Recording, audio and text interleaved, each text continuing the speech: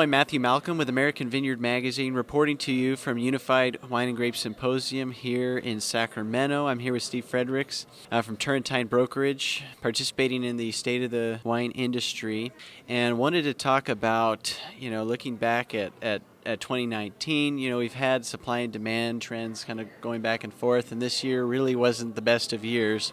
In fact, there's a lot of different factors that are impacting the industry today than we used to experience. So I wanted to just get some input from you from the wine market perspective, what growers in the industry should know. Because often grape growers are in their vineyards, they're doing their job, they really don't want to worry about what's going outside, but they need to know because that's impacting their business. Well, I'd say from the standpoint of how we talk, you need to be understanding the wine market cycles all the time. Consumer demand, the long-term supply of grapes, the short-term supply of grapes and the demand and the bulk wine supply and demand. And as you look forward, you've got to be thinking, who are my competitors today and where might my competitors be tomorrow? There's always been evolution in terms of the style and the quality of wine that's been needed for the consumer, that consumers want. And that's no different than now. So that you've got to be thinking about, who do I compete with today? Not who did I compete with years ago, what was the assumption for where wine quality came from, but who do I compete with today and tomorrow? And those have evolved. When it comes to what do I do with my vineyard, you've got to be looking at, can I produce the quality and style necessary to compete today? Can I get the yield? Can a winery come out and see a healthy vine with getting the proper ripeness for sugar or color to make wine for today and tomorrow's standards? And then I've got to be looking, can I do that? And if not, will the market come back to you? Not likely, because there's evolution. It's moved forward to a different quality and style. You mentioned, like the northern interior. We're talking about Lodi, for example. They've kind of ramped up in their quality standards and kind of trying to increase their price point, and so you're mentioning that might have an impact on, Central Coast or North Coast growers as well. Mm-hmm. And that did have an impact on what happened as we went through these cycles of premiumization. As this cycle of premiumization is that cost of supply increased.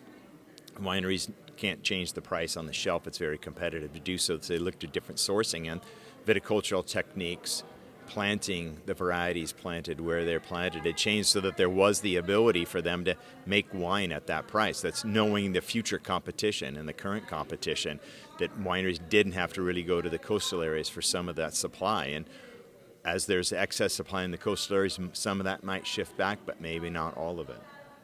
Now, with all the noise of what's going on in the world, what people see on the news with the international trade war, and then you've got this stuff going on with Europe and fires. We had fires this year and this past year in the North Coast, and there's fires in Australia. What do you think is some of the most actually significant impacts that the grape industry is having, in all of the noise?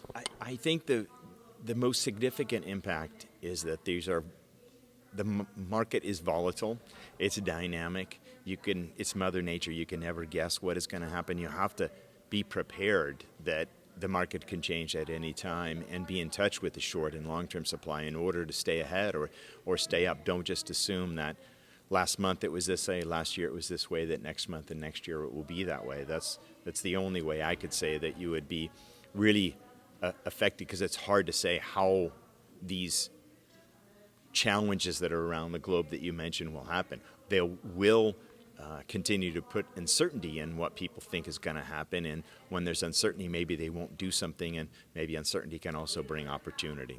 Now, obviously, that's easier said than done with grape growers being, they can't just pull out something they just planted, so it takes them a lot longer to evolve or adapt. It does. It does take longer to evolve and adapt, which is even more important that you're paying attention to what's going on in the market all the time.